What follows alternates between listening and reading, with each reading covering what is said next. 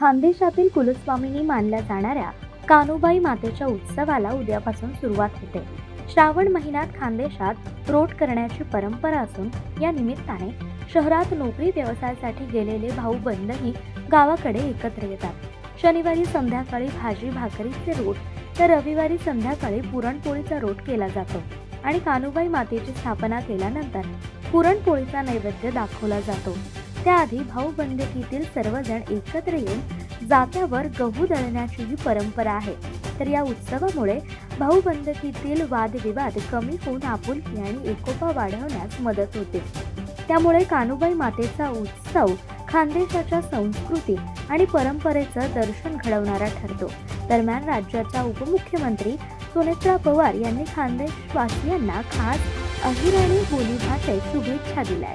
राम राम खानदेशनी मंडळीना खानदेशमा कानुमायना रोज शेतच समजणं भाजी भाकरीना नैवेद्यम दखाडीच पूजा करावी शे मनावी राम राम सांगा कानुमायले सर्व खानदेशना कानुमान्या सणले मन्या हार्दिक शुभकामनाएं।